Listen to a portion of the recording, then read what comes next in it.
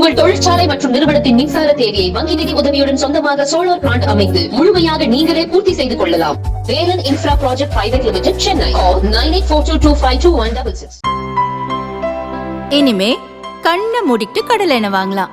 ஏன்னா மந்த்ரா கடலை எண்ணெய் இதயத்தின் தயாரிப்பு.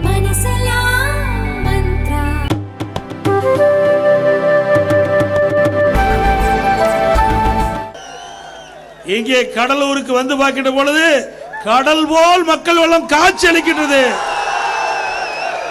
இதுவே நம்முடைய வேட்பாளர் வெற்றி பெறுவதற்கு இந்த கூட்டமே சான்று.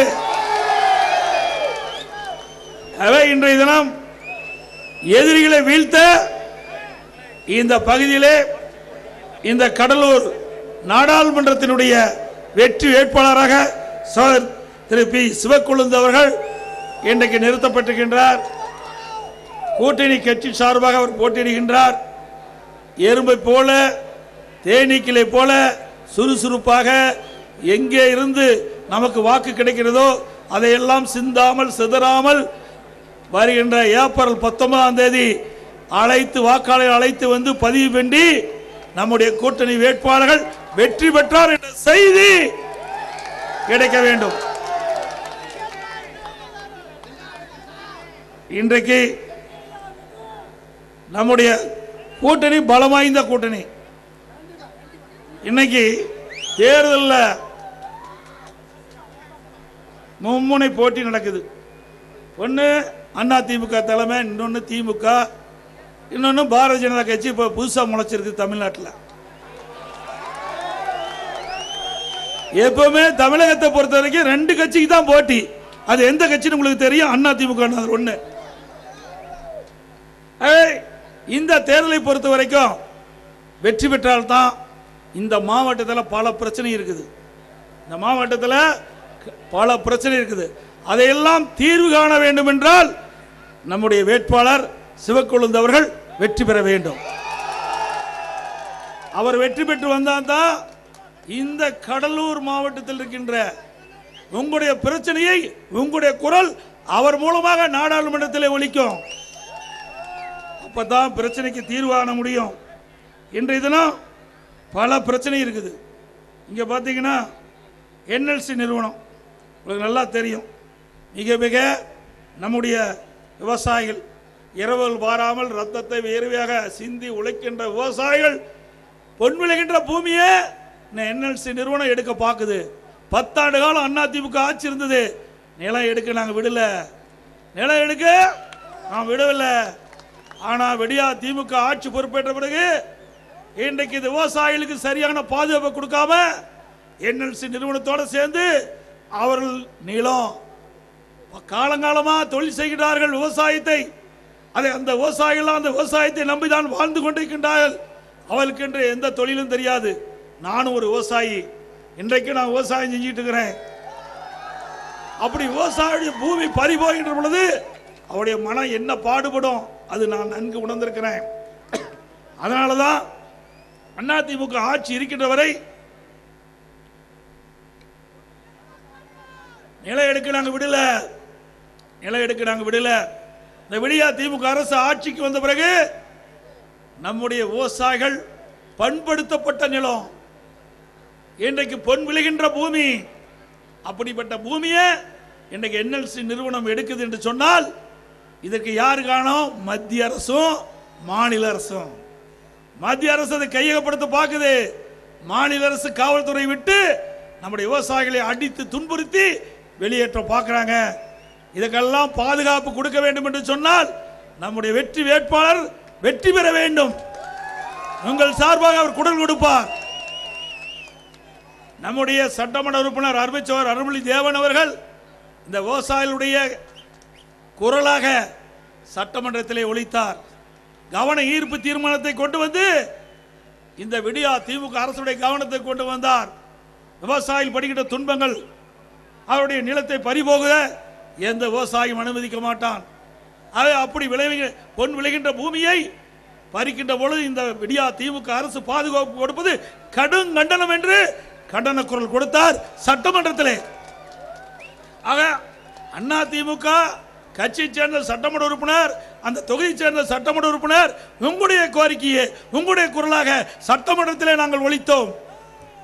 அதே போல நம்முடைய வேட்பாளர், கூட்டணி வேட்பாளர் அறிவிச்சவர் சிவக்கொழுந்து அவர்கள் உங்கள் மூலம் தேர்ந்தெடுக்கப்பட்டால் உங்களுடைய குரல், உங்களுடைய பிரச்சனை அவர் நாடாளுமன்றத்திலே எழுப்புவார்.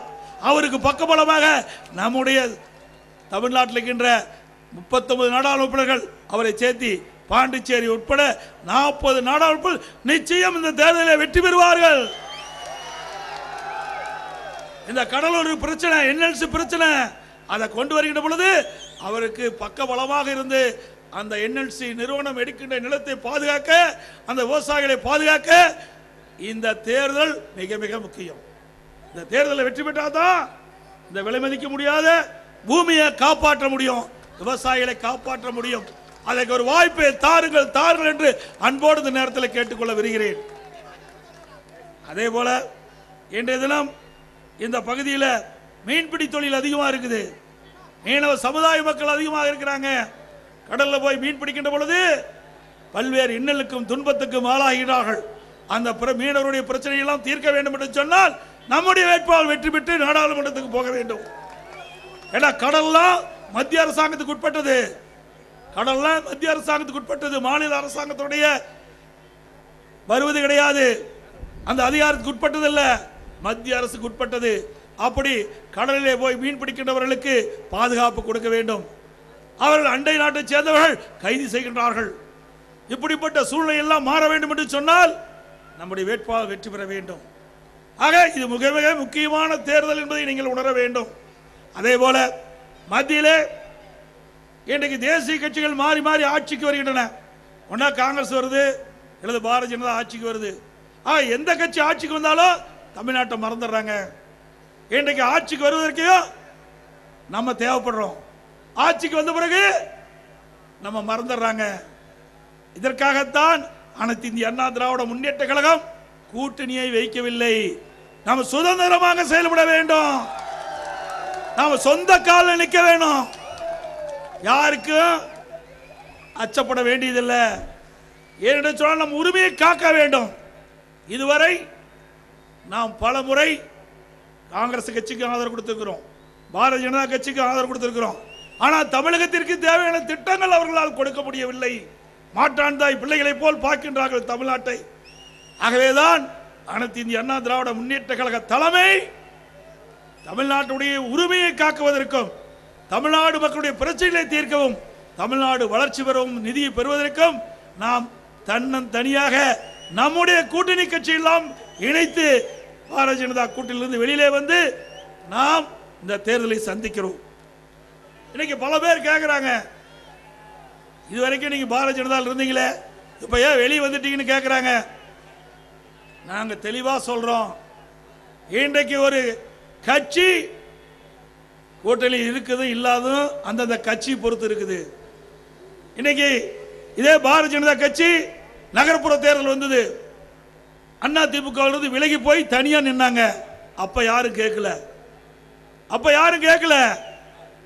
அனைத்து இந்திய அண்ணா திராவிட முன்னேற்ற கழகம் பாரதிய ஜனதா கூட்டணி இருக்கின்ற பொழுது, தமிழகத்திலே நகர்ப்புற தேர்தல் வருகின்ற பொழுது பாரதிய ஜனதா கட்சியை சேர்ந்த முன்னோடி தலைவர்கள் நாங்கள் கூட்டணியிலிருந்து அண்ணா திமுக கூட்டணியிலிருந்து விலகி நகர்ப்புற தேர்தலில் நாங்கள் சந்திக்கிறோம் என்று வெளியிலே போய்விட்டார்கள்.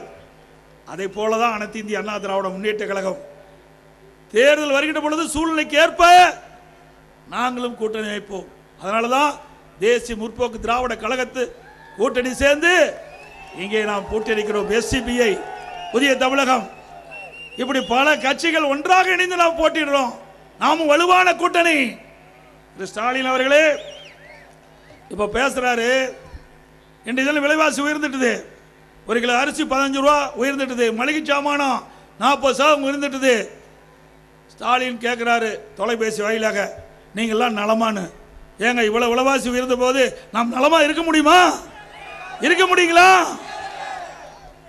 ஒரு முதலமைச்சருக்கு யார் இப்படி சொல்லி கொடுத்தாருன்னே தெரியல. நம்முடைய தமிழகத்தினுடைய முதலமைச்சரை பொறுத்த வரைக்கும் அவர் என்ன எழுதி கொடுக்குறாங்களோ அதான் படிப்பார். அது ஒரு பொம்மை முதலமைச்சர். நம்ம வீட்டில் குழந்தைகள்லாம் இருந்தா பொம்மை வாங்கிட்டு போய் அந்த குழந்தைய வேடிக்கை பார்க்கறதுக்காக நல்லா சாவி கொடுத்து விட்டுருவோம். அந்த பொம்மை டக்கு டக்கு டக்கு டக்குன்னு கை தட்டுங்க. குழந்தை சிரிச்சுக்கிட்டு இருக்கிறோம். அப்படிதான் இந்த தமிழ்நாடு முதலமைச்சர் இந்த அதிகாரி சொல்றதை கேட்டுக்கிட்டு என்ன நாட்டில் நடக்குதுன்னே தெரியாம தமிழ்நாடு முதல் மாநிலங்கிறார். தமிழ்நாடு முதல் மாநிலமாக இருக்குதுங்களா? சூப்பர் முதலமைச்சரா? இந்தியாவில் இருக்கிற முதலமைச்சரே சூப்பர் முதலமைச்சர் தமிழ்நாடு முதலமைச்சர். ஊழல் செய்வதில் சூப்பர் முதலமைச்சர், ஊழல் செய்வதில் சூப்பர் முதலமைச்சர், லஞ்சம் வாங்குவதிலே அந்த பல இடத்துல பல துறையில லஞ்சம் தாண்டமாடுது. லஞ்சம் இல்லாத துறையே கிடையாது. கஞ்சா விற்பனையில நாங்க சொல்ல வேண்டியதுல உங்களுக்கே எல்லாம் தெரியுது. நாடு அப்படி குட்டிச்சவரா போயிடுச்சுங்க. அதனால ஒரு மாற்றம் தேவை. இதுக்கெல்லாம் ஒரு முடிவு காண வேண்டும்னா 2026 அதிமுக ஆட்சி மலர வேண்டும். அதற்கு இந்த தேர்தல் அடித்தளம் அமைய வேணும். இந்த தேர்தல் அடித்தளம் அமர்ந்தா தான் 2026 நம்ம ஆட்சி அமைய முடியும். இந்த தேர்தல் நம்ம வெற்றி பெற்றா தான் அடுத்த வர தேர்தலில் நம்ம ஆட்சி அமைப்பதற்கு ஒரு பிள்ளையார் சொல்லி போட முடியும். அது மட்டும் இல்ல, இன்றைக்கு நிறைய அறிவிப்பு கொடுத்தார். ஒரு அறிவிப்புல 2 அறிவிப்புல 520 அறிவிப்புகளை கொடுத்தார். 560 அறிவிப்புல ஒரு 10% கூட நிறைவேற்றல. ஆனா முதலமைச்சர் என்ன சொல்றாரு? நாங்க அறிவித்த அறிவிப்புல 98% நிறைவேற்றப்பட்டதா முழு பூசணிக்காய் சோற்றில் மறைக்கிற மாதிரி பச்சை பொய்ய சொல்லுறார். பொய் பேசுவதற்கு நோபல் பரிசு கொடுக்கணும்னா ஸ்டாலினுக்கு கொடுத்தா பொருத்தமா இருக்கு. வாய் திறந்தா பொய் தான். மூட்டை மூட்டையா பொய் அவிழ்த்து விடுறார். மூட்டை மூட்டையா பொய் அவிழ்த்து விடுறார். திரு ஸ்டாலின் அவர்களே, இன்றைக்கெல்லாம் பேச பேச லைவ்ல போயிட்டு இருக்குது. யாரையும் ஏமாற்ற முடியாது. இன்றைக்கு தமிழ்நாட்டில் இருக்கிற மக்கள் அறிவுபூர்வமான மக்கள், விவரம் தெரிந்த மக்கள், நாட்டு நடப்பை தெரிந்த மக்கள். ஆகவே நீங்க மக்களை ஏமாற்றி வாக்குகளை பெறலாம் என்று ஒருபோதும் எண்ணி விடாதீர்கள். ஒரு முறை தவறு பண்ணிட்டாங்க. 2021 நீங்க கவர்ச்சிகரமா பேசுனீங்க. 520 அறிவிப்புகளை வெளியிட்டீங்க. அதை மக்கள் நம்பி இந்த தடவை 10 ஆண்டுக்கு பிறகு ஸ்டாலின் வாக்குறுதி கொடுத்திருக்காரு. அந்த வாக்குறுதி நடப்பாரு. அதனால வாக்குகளை நாம் திமுக போடலான்னு போட்டு இன்றைக்கு போட்ட வாக்குக்கு பலன் கிடைக்கல. வாய்ப்பே இல்லைன்றார். ஆக அந்த தேர்தல் வரும்போது அழகா பேசுவாங்க. தேர்தல் முடிஞ்சா அப்படியே கை கழுவிடுவாங்க. அதுதான் திமுகவுடைய திராவிட மாடல் ஆட்சி. 560 அறிவிப்பு, 520 அறிவிப்பு. அதில் ஒரு அறிவிப்பு முக்கியமானது. நம்முடைய பெண்கள்லாம் பார்த்தீங்களா, காதில் நல்ல தோடு போட்டிருப்பாங்க, கழுத்தில் அழகாக நகை அணிஞ்சிருந்தாங்க. திரு ஸ்டாலினும் திரு உதயநிதி ஸ்டாலினும் பார்த்தார் கூட்டத்தில். ஆகா, நீங்கள் இவ்வளோ அழகாக அணிஞ்சிட்டு இருக்கிறீங்களா, இதுக்கு ஒரு வழி பண்ணுறேன்னு சொல்லி அவர் ஒரு அறிவிப்பு கொடுத்தார். என்னென்னா, 5 சவரனுக்கு குறைவாக யாரெல்லாம் நகை வைத்திருக்கின்றீர்களோ அவரெல்லாம் கூட்டுறவு சங்கத்தில் இருக்கின்ற அந்த சங்கத்தில் நேரடியாக சென்று நீங்கள் 5 சவரனுக்கு குறைவாக நகையை வைத்து பணத்தை வாங்கி அழகாக செலவு செய்யலாம்னு அறிவிப்பு கொடுத்தாங்க.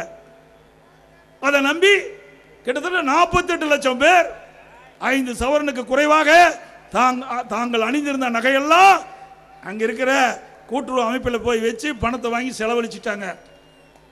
அப்புறம் திரு ஸ்டாலின், உதயநிதி ஸ்டாலின் ஒரு பொதுக்கூட்டத்துக்கு போறார். பொதுக்கூட்டத்துக்கு போகும்போது பெண்கள்லாம் பார்க்குறார். அவரோட காதில் அங்கே தோடு இருந்தது, கழுத்தில் சைன் இருந்தது.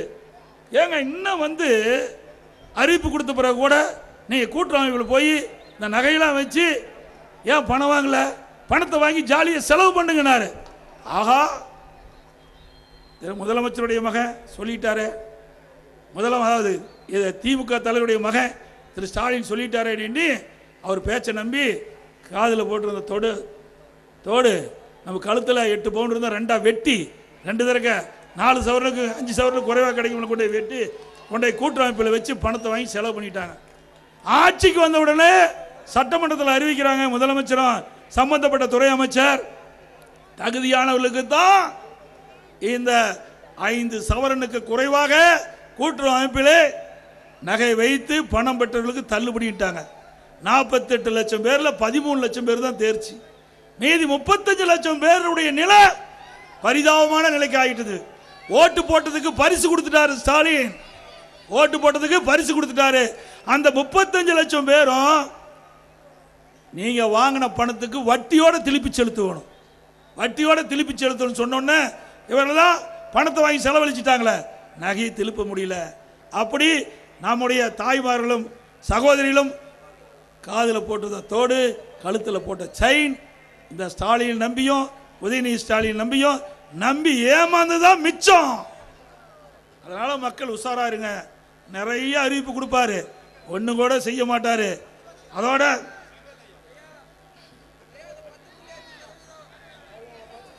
எங்க பார்த்தாலும் கள்ளச்சாராயம்.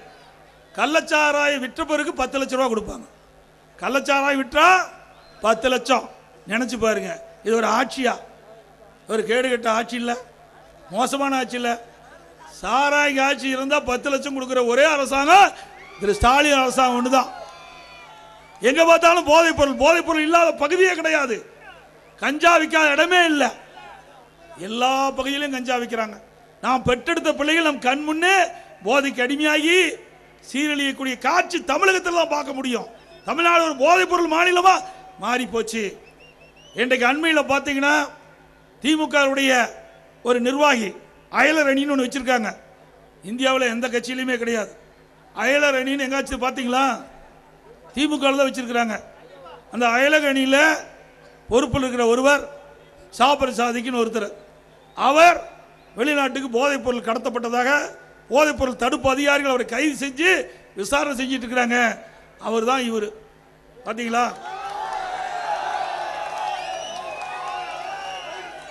யாரோட இருக்காரு? போதைப் பொருள் வெளிநாட்டுக்கு கடத்தவரோட நம்முடைய முதலமைச்சர் இருக்கார். அடுத்தது யார் இருக்கிறாரு?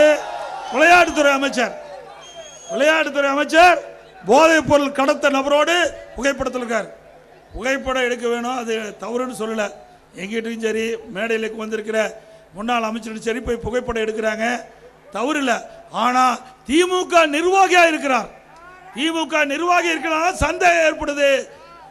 ஆகவே போதைப் பொருள் கடத்துகின்றவர்கள் திமுக என்பது நிரூபணமாயிட்டது.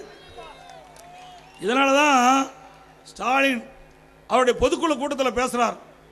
அப்ப பேசுகின்ற பொழுது, நான் நாள்தோறும் இரவில் தூங்கி காலையில் கண் விழிக்கின்ற பொழுது எங்க கட்சிக்காரனால என்ன பிரச்சனை ஏற்படும் என்று அச்சத்தில் கண் விழிக்கிறேன் என்று சொன்ன தலைவன் தான் திமுக தலைவர். ஒரு தலைவரே இப்படி சொல்றாருன்னா அந்த கட்சி நிர்வாகிகள் எப்பேற்பட்டவர்கள் என்பதை எண்ணி பார்க்க வேண்டும். இப்படிப்பட்ட திமுக காரர் இருக்கும்போது எங்க போதைப் பொருளை கட்டுப்படுத்த முடியும்? திமுக காரனாலதான் சட்ட ஒழுங்கே சீர்கெட்டு போச்சு. ஏன்னா அவருடைய தலைவரே சொல்றாரு, நாம சொல்லல. திரு ஸ்டாலினே அந்த பொதுக்குழு கூட்டத்தில் இந்த செய்தி சொல்லியிருக்கிறார். இப்படி திராவிட முன்னேற்ற கழகத்தில் இருக்கிற நிர்வாகிகள் இவ்வளவு மோசமான நிலையில் இருக்கின்ற காரணத்தினால்தான் தமிழகத்தில் சட்ட ஒழுங்கு சீர்கெட்டுவிட்டது, போதைப் பொருள் நடமாட்டம் அதிகரித்து உள்ளது என்பதை இன்றைக்கு செய்திகள் வந்த வண்ணம் உள்ளது என்பதை நேரத்தில் தெரிவிக்க விரும்புகின்றேன். அது மட்டும் இல்லாமல் நீங்க எல்லா இடத்துலையும் பார்த்தீங்கன்னா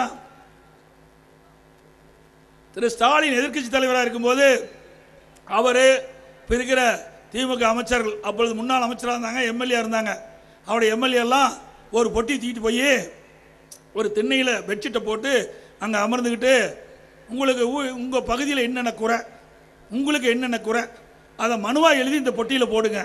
இந்த பொட்டியில் போட்ட பிறகு அந்த பொட்டியை நான் பூட்டி நான் பத்திரமா வீட்டுக்கு எடுத்துகிட்டு போய் நான் முதலமைச்சரான உடனே அந்த லிக்கிட்ட மனுவை எடுத்து படித்து பார்த்து அந்த பிரச்சனையை தீர்க்கிறேன். அப்படி உங்களுக்கு ஏதாவது அந்த பிரச்சனை தீர்க்காவிட்டால் நான் முதலமைச்சர் என்னுடைய அறையில் இருப்பேன், கதவு திறந்தே இருக்கும், நேரடியாக வந்து என்னை பார்க்கலாம் என்று ஒரு பச்சை பொய்யை சொன்ன முதலமைச்சர் இன்றைய முதலமைச்சர். ஊரூரா போய் ஏமாத்தினாங்க. இந்த சதுரங்க வேட்டையில், சதுரங்க வேட்டை படம் பார்த்தீங்களா? எனக்கு போட்டு காட்டினாங்க.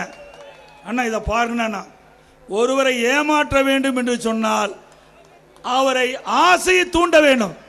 ஒருவரை ஏமாற்ற வேண்டும்னா ஆசையை தூண்ட வேணும். அப்படி திமுக தலைவரும் திமுக கட்சிக்காரரும் மக்களிடத்தில் ஆசையை தூண்டி ஓட்டை வாங்கி கொல்லைப்புறத்தின் மூலமாக ஆட்சிக்கு வந்த ஒரே கட்சி திமுக கட்சி. இவ்வளவு மனு என்ன பண்ணுன? சாவி தொலைஞ்சு போச்சோ என்னமோ தெரியல, இன்னும் பூட்டை நீக்காத இருக்கிறாங்க, இல்லை பெட்டியே காணாது போச்சோ என்னமோ தெரியல. இப்படியெல்லாம் மக்களை ஏமாற்றி வாக்குகளை பெறுகின்ற ஒரே கட்சி திமுக கட்சி தான். அதனால நீங்க உஷாரா இருங்க. ரெண்டாவது, பொங்கல் தோப்பு கொடுத்தோம். நாம பொங்கல் தோப்பு கொடுத்தோம். கொரோனா காலத்தில் மக்கள்லாம் பாதிக்கப்பட்டிருந்தாங்க. எல்லா இல்லங்களிலும் தைப்பொங்கல் பொங்க வேண்டும் என்பதற்காக ஒவ்வொரு குடும்பத்துக்கு 2500 ரூபாய் கொடுத்த ஒரே அரசாங்கம் அதிமுக அரசாங்கம். பொங்கல் தோப்பு முழு கரும்பு கொடுத்தோம், பச்சரிசி கொடுத்தோம், சர்க்கரை கொடுத்தோம், ஏலக்காய், முந்திரி, திராட்சை எல்லாம் கொடுத்து மக்கள் மகிழ்ச்சியோடு பொங்கலை கொண்டாடினாங்க. திமுகவிலையும் தைப்பொங்கல் என்று பொங்கல் தோப்பு கொடுத்தாங்க. அந்த பொங்கல் தொகுப்புல புளியில பள்ளி இருக்குது, அரிசியில வண்டு நெளியுது, வெள்ளம் ஒழுகிட்டே போகுது, கரையில ஒழுகிட்டே போகுது. இன்னைக்கு திருவண்ணாமலை மாவட்டத்தில் மாவட்ட ஆட்சித்தலைவர் 2 டன் வெள்ளம் அதை சாப்பிடுவதற்கு உகந்த வெள்ளம் இல்லைன்னு தடை செஞ்சார். அதுல மட்டும் 500 கோடி அதுல ஊழல் செய்ததாக செய்திகள் வந்த வண்ணம் இருந்தன. 500 கோடி ஊழல் செய்ததாக செய்தி வந்துள்ளது. ஆக ஏழை மக்களுக்கு இப்படி பொங்கலுக்கு கொடுக்கின்ற தொகுப்புல கூட ஊழல் செய்த ஒரே கட்சி திமுக கட்சி. பொங்கல் தொகுப்பா கொடுத்தாங்க. ஒரு பெண்மணி ரேஷன் கடையில் போய் அந்த பொங்கல் தொகுப்பு வாங்கி பிரிச்சு பார்த்தா அந்த பையோட சேர்த்து 21 பொருள், அதுல 18 பொருள் தான் இருந்தது. அதுலயும் 2 பொருள் தில்லு முள்ளு பண்ணிட்டாங்க, அதையும் ஒழுங்கா கொடுக்கல. அதோட அந்த வெள்ளத்தை தூக்கிட்டு போறாங்க, ஒழுதுகிட்டே போகுது. ஏன் தமிழ்நாட்டில் வெள்ளம் இல்லையா? ஏங்க, நான் தமிழ்நாட்டில் இல்லாத வெள்ளமா? வட மாநிலத்திலிருந்து போய் வெள்ளம் வாங்கிட்டு வந்தாங்க. அங்க வாங்கினா தானே கமிஷன் அடிக்க முடியும். இங்க வாங்கினா கண்டுபிடிச்சிருவாங்க. ஏன்னா நான் வெள்ளை வியாபாரம் செஞ்சவன், எனக்கு நல்லா தெரியும் வெள்ளத்தை பத்தி. திரு ஸ்டாலின் அவர்களே, மக்களுக்கு கொடுக்கின்ற வெள்ளத்தை கூட அதுலேயும் கமிஷன் வாங்கின கட்சி தான் திமுக கட்சி. எப்படி இவரெல்லாம் மக்களை வாழ வைப்பார்கள்? எப்படி ஏழை மக்களை வாழ வைப்பார்கள்? நீங்க எண்ணி பாருங்க, சிந்திச்சு பாருங்க. ஆனா அனைத்து இந்திய அண்ணா திராவிட முன்னேற்ற கழக பொன்மனச்செம்மல் புரட்சி தலைவர் எம்ஜிஆர் ஏழைகளுக்காக அண்ணா திமுகவை தோற்றுவித்தார். ஏழைகளுக்காக வாழ்ந்து மறைந்தார்.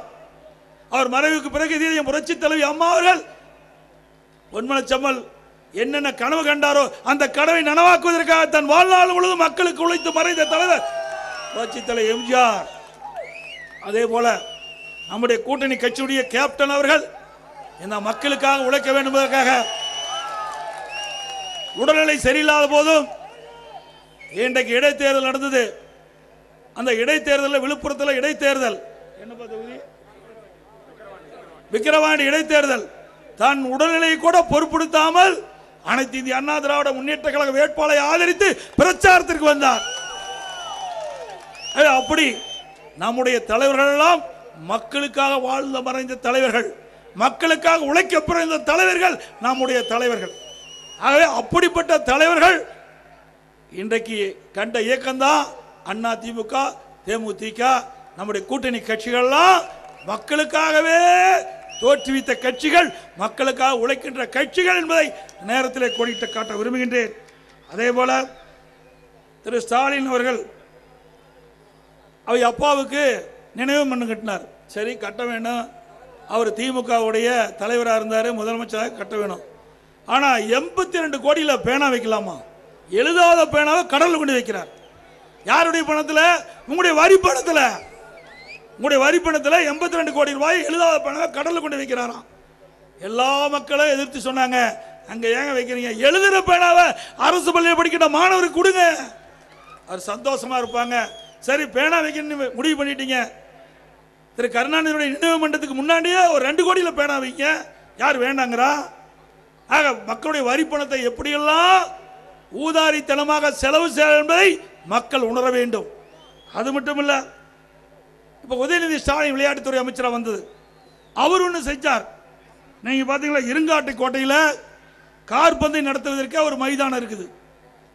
இருங்காட்டு கோட்டையில் கார்பந்தை நடத்துவதற்கு ஒரு மைதானம் இருக்கு. அங்க விட்டுட்டு இன்றைக்கு போக்குவரத்து நிறைந்த நேபியார் பிரிட்ஜ், நேபியார் பாலத்துக்கு அருகில் அந்த சுற்றுவட்ட சாலை தீவுத்திட்ட சுத்தியும் எல்லாம் அங்கே இருக்குது. இன்னைக்கு ஹாஸ்பிட்டல் இருக்குது, மருத்துவமனை இருக்குது, ரயில் நிலையம் இருக்குது, அங்கே துறைமுகம் இருக்குது. இப்படி போக்குவரத்து நெரிசல் அதிகமாக இருக்கிற பகுதியில் கார் பந்தயம் நடத்துறாராம். 42 கோடி கார் பந்தயத்துக்காக செலவு செய்வதற்காக இந்த அரசு ஊதாரித்தனமா செலவு பண்ணி சொன்னா இதையெல்லாம் மன்னிக்க முடியுங்களா? யாருடைய பணம்? மக்களுடைய வரி பணம். எதுக்கோ செலவு பண்ணலாம். எவ்வளோ பிரச்சனை இருக்குது. ஏழைகள் அதிகமாக இருக்கிறாங்க, அவளுக்கு தேவையான திட்டங்களை கொண்டு வாங்க, நாங்கள் பாராட்டுறோம். அதை விட்டுட்டு உங்களுடைய இஷ்டத்திற்கு நீங்க விருப்பப்படி இந்த கார் பந்தயம் நடத்த வேண்டும் என்று 42 கோடியை வீணடித்த அரசாங்கம் திமுக அரசாங்கம். அண்ணா திமுக ஆட்சிக்கு வந்த பிறகு இதற்கு பதில் சொல்லி ஆக வேண்டும். விடவே மாட்டோம். அதோட மத்தியில் 2G ஸ்பெக்ட்ரம் ஊழல், 2G ஸ்பெக்ட்ரம் ஊழல் 1,72,000 கோடி கொள்ளையடிச்சாங்க. யாருடைய ஆட்சியில்? காங்கிரஸ் ஆட்சி. திமுக அந்த அமைச்சர்கள் அங்கம் வைக்குது. அந்த காலகட்டத்தில் தான் 2G ஸ்பெக்ட்ரம் ஊழல் 1,72,000 கோடி ஊழல் அடிச்சாங்க. அதில் எப்படி நவீன முறையில் ஊழல் அளிக்கிறாங்க? இந்த நம்ம முரசு கொடி பறக்குது பார்த்தீங்களா? பறக்குதுல வேகமா.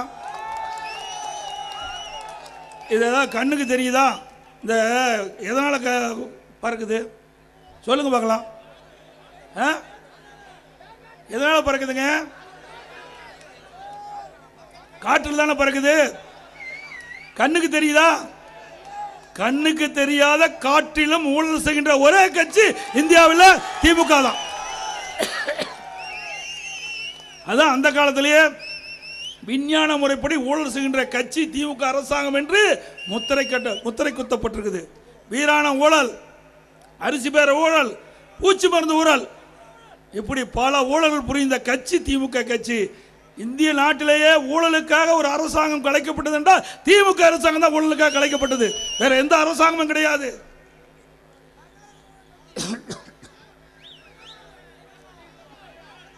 அதோட இங்க வேளாண்மை துறை அமைச்சர் இருக்கார். இந்த வேளாண்மை துறை அமைச்சர் வேளாண் பட்ஜெட்டை தாக்கல் பண்ணார். ஒண்ணுமே இல்லைங்க. மானிய கோரிக்கையில் என்னென்ன இருக்குதோ அதை அப்படியே படிச்சுட்டு விவசாயிகளை ஏமாற்றுவதற்காக வேளாண் பட்ஜெட் ஒரு பட்ஜெட்டை துவக்கி அவர் 1 மணி நேரம் 2 மணி நேரம் பேசுறாரு. 2 மணி நேரம் பேசி பார்த்தா பூஜ்ஜியம் தான் கிடைக்குது. ஒண்ணுமே இல்லை. அதுல 2 மணி நேரம் வீணானதான் மிச்சம். இதுதான் வேளாண்மை பட்ஜெட். இன்றைக்கு திராவிட முன்னேற்ற கழக தேர்தல் அறிக்கையில் 2021 குறிப்பிட்டாங்க, திராவிட முன்னேற்ற கழகம் ஆட்சிக்கு வந்தா 1 குவிண்டால் நெல்லுக்கு 2,500 ரூபாய் கொடுக்குறாங்க. கொடுத்தாங்களா? இன்னைக்கு கரும்புக்கு ஆதார விலை ஒரு டன்னுக்கு 4,000 ரூபாய் கொடுக்குறாங்க. கொடுத்தாங்களா? எல்லாமே பொய். பொய்யத்தான் மூலதனமாக கொண்டு மக்களை ஏமாற்றி ஆட்சிக்கு வந்த அரசாங்கம் விடியா திமுக அரசு. அதோட இன்றைய தினம் பல வரிகளை போட்டு இன்றைக்கு மக்கள் படாத பாடுபட்டு வீட்டு வரி நகரத்தில் 100% உயர்ந்து போச்சு. 1000 ரூபாய் வீட்டு வரி கட்டிங்களா, இப்போ 2000 ரூபாய் கட்ட வேணும். கடைக்கு 1000 ரூபாய் வரி கட்டிங்களா, இப்போ 2,500 ரூபாய் கட்ட வேணும்.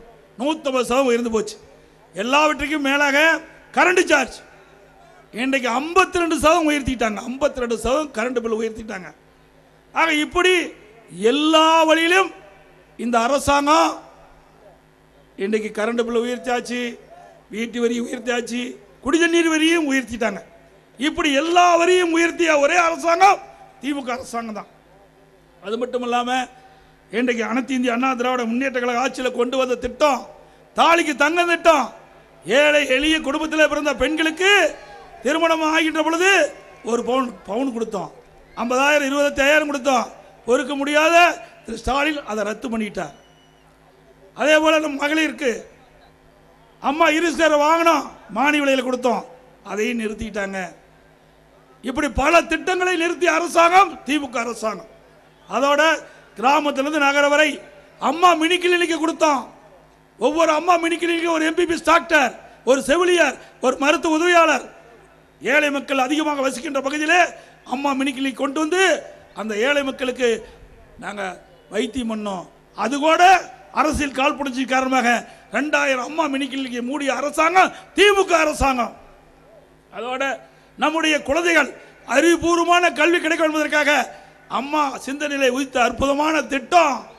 நம்முடைய அரசு பள்ளியில் படிக்கின்ற மாணவர்கள் உயர்ந்த நிலைக்கு வர வேண்டும். இன்றைக்கு அகில அளவில் உலக அளவிலே ஒரு சிறந்த மாணவனாக அறிவுபூர்வ மாணவனாக விஞ்ஞான கல்வி கொடுப்பதற்காக மடிக்கணினி லேப்டாப் கொடுத்த அரசாங்கம் அதிமுக அரசாங்கம். ஸ்டாலின் அவர்களே 52 லட்சம் பேர் கொடுத்தோம். 52 லட்சம் பேர் கொடுத்தோம். அதுக்காக 7300 கோடி செலவழிச்சாங்க. இது அதிமுக சாதனை. இன்றைக்கு அரசு பள்ளியில் படிக்கின்ற மாணவர்கள் பெரும்பாலும் ஏழை மாணவர்கள். அவர்கள் 12000 ரூபாய் போட்டு லேப்டாப் வாங்க முடியாது. அப்படிப்பட்ட குழந்தைகள் சிறப்பான கல்வி கிடைக்க வேண்டும். அந்த நோக்கத்துக்கு தான் இந்த திட்டத்தை கொண்டாந்து அதையும் கைவிட்டுட்டாங்க. அதே அனைத்து இந்திய அண்ணா திராவிட முன்னேற்ற கழக ஆட்சியில் அரசு பள்ளியில் படிக்கின்ற மாணவர்களுக்கு 7.5% உள் இடஒதுக்கீடை கொண்டு வந்து சட்டம் இயற்றப்பட்டு இன்றைக்கு அரசு பள்ளியில் படித்த மாணவர்கள் MBBS டாக்டரா படிச்சுட்டு இருக்கிறாங்க, பல் மருத்துவரா படிச்சுட்டு இருக்கிறாங்க. இதுவரைக்கும் 2160 பேர் அரசு பள்ளியில் படித்த மாணவர் மாணவி இன்றைக்கு MBBS மருத்துவ கல்வி படிச்சுட்டு இருக்காங்க. இதுதான் சாதனை. இதுதான் ஏழை மக்களுக்கு கிடைக்கின்ற நன்மை. இது அதிமுக கட்சியினால தான் முடியும், அதிமுக அரசால தான் முடியும். அதோட 7.5% இடஒதுக்கீட்டில் இடம் கிடைத்த மாணவ மாணவி ஏழை குடும்பத்தை சேர்ந்தவர்கள், கூலி தொழிலாளி, நெசவு தொழிலாளி, மூட்டை தூக்கும் தொழிலாளி, இப்படி தொழிலாளியுடைய குழந்தைகள் இந்த 7.5% உள் இடஒதுக்கீட்டில் இடம் கிடைத்தாலும் மருத்துவ கல்வி கட்டணம் முடியவில்லை என்ற ஏக்க நிலை இருந்தபோது என்னுடைய கவனத்துக்கு வந்தவுடன் நான் சட்ட வல்லுநர்களை ஆலோசித்து உடனடியாக 7.5% உள் இடஒதுக்கீட்டில் இடம் கிடைத்த அந்த மாணவர் அனைவருக்கும் அரசாங்கமே கல்வி கட்டணம் செலுத்தும். மருத்துவ கல்வி கட்டணம் எந்த ஆட்சியில் இருந்ததுங்க? பொன்மனச்செம்மல் புரட்சி தலைவர் எம்ஜிஆர் ஏழைகளுக்காக அந்த கட்சி துவக்கினார். இதே புரட்சி தலைவி அம்மா இந்த ஏழைகளுக்கு பல்வேறு திட்டங்களை கொண்டு வந்து ஏழைகளை தூக்கிவிட்டார். இன்றைக்கு இந்தியாவிலேயே முதல் மாநிலம் என்று சொன்னால் அதுக்கு அனைத்து இந்திய அண்ணா திராவிட முன்னேற்ற கழக அரசாங்கம் தான். இன்றைக்கு இந்தியாவிலேயே கல்வியிலே முதல் மாநிலம். ஸ்டாலின் அவர்களே, நீங்க பல இடத்துல சொன்னீங்க அதிமுக 10 ஆண்டு கால ஆட்சி இருண்டாட்சின்னு சொன்னீங்க. இதுவா இருண்டாட்சி? அதிமுக ஆட்சி ஒரு பொற்கால ஆட்சி. அதிமுக ஆட்சியில ஒரே ஆண்டில் 11 மருத்துவக் கல்லூரி கொடுத்தோம். 11 மருத்துவக் கல்லூரி, 6 சட்டக் கல்லூரி, கலை மற்றும் அறிவியல் கல்லூரி, பொறியியல் கல்லூரி, கால்நடை பூங்கா, கால்நடை மருத்துவக் கல்லூரி, ஆராய்ச்சி நிலையம், வேளாண்மை கல்லூரி, இப்படி என்று அதிகமான கல்லூரிகளை திறந்து ஏழை எளிய ஒடுக்கப்பட்ட நசுக்கப்பட்ட கடைக்கோட்டில் வசிக்கின்ற அந்த அடித்தட்டில் வாழ்கின்ற மாணவ மாணவி கூட குறைந்த கட்டணத்திலே உயர்கல்வி படிக்கக்கூடிய சூழ்நிலையை நாங்கள் உருவாக்கி கொடுத்தோம். 2019-20 அனைத்து இந்திய அண்ணா திராவிட முன்னேற்ற கழக அரசு இருக்கின்ற பொழுது உயர்கல்வி படிப்பதிலே இந்தியாவிலேயே முதல் மாநிலம் ஸ்டாலின் அவர்களே. இந்த சாதனையெல்லாம் அதிமுக தான் சாரும். அதிமுக அரசு இருக்கின்ற பொழுது பல்வேறு துறைகளில் அகில இந்திய அளவில் நாங்கள் அந்த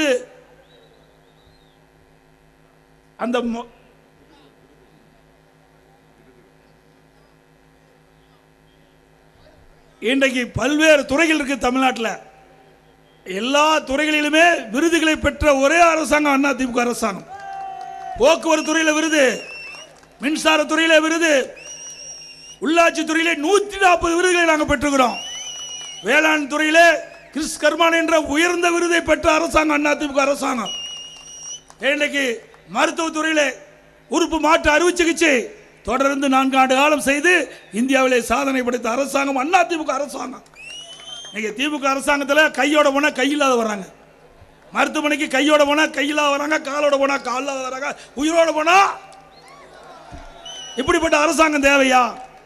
இதே அதிமுக ஆட்சியில் 2 கையும் இல்லாத ஒருவர் என்னை வந்து பார்த்தார். ஐயா, எனக்கு 2 கையும் பொறுத்து வேணா. எப்படிப்பா பொருத்த முடியும்? 2 கை இல்லாத போது எப்படி பொறுத்து வேணும்? இல்லை, மருத்துவர் கேட்டேன், நீங்கள் ரெக்கமெண்ட் பண்ணால் இன்றைக்கி டாக்டர்லாம் எனக்கு 2 கையும் பொறுத்துருன்னாங்க. சரி, நான் உடனே நம்முடைய ஹெல்த் மினிஸ்டர் வேறு விஜயபாஸ்கர் அழைச்சி, எப்போ 2 கை இல்லாத இருக்கிறாரு, ஒரு கை பொறுத்த முடியுமான்னு. சரி, நான் டாக்டர் குழுவை அணுகி சொல்கிறேன்னு சொல்லி டாக்டர் குழுவெல்லாம் அணுகி, அண்ணா இறந்தவர் உடலிலிருந்து 2 கையும் எடுத்து இந்த கையில் அவருக்கு பொருத்தி பார்க்கலான்னாரு. ஒரு டாக்டர் டீமே போட்டு ஒரு இறந்தவர் உடலில் இருந்து 2 கையை எடுத்து இவருக்கு பொருத்தி அழகா பந்து விளையாடுறார். இன்னைக்கு அவர் திருமணமாச்சு.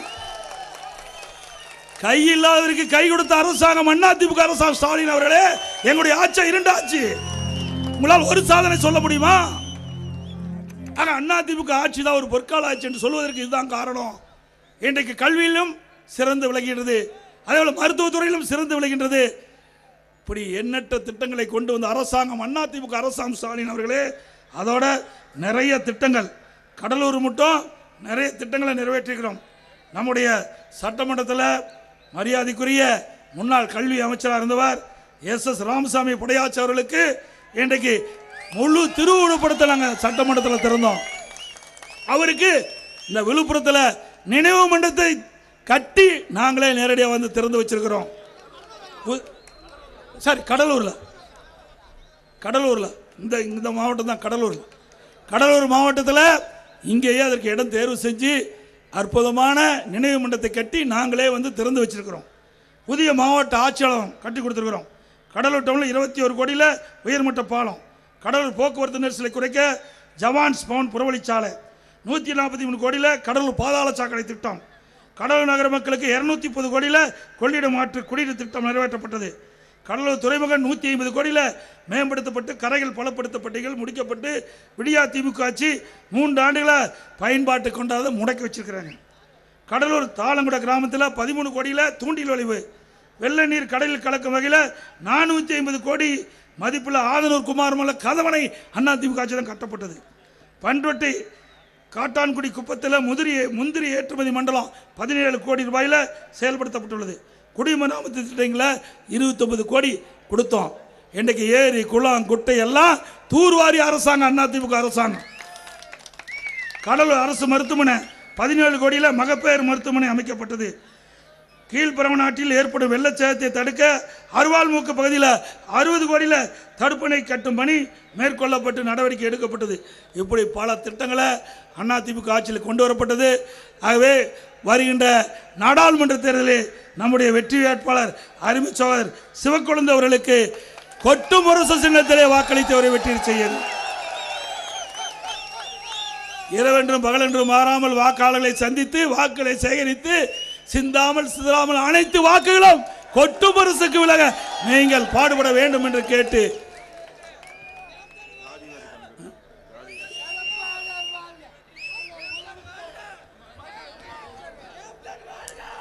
தமிழர் உரிமை மீட்போம், தமிழ்நாடு காப்போம், ஒற்றை விரலால் ஓங்கி அடிப்போம், ஒற்றை விரலால் ஓங்கி அடிப்போம். விடியா திமுக ஆட்சி வீட்டுக்கு அனுப்புவோம், விடியா திமுக ஆட்சியை வீட்டுக்கு அனுப்புவோம். வாக்களிப்பீர் கொட்டும் முரசுக்கு, வாக்களிப்பீர் கொட்டும் முரசுக்கு. நன்றி, வணக்கம்.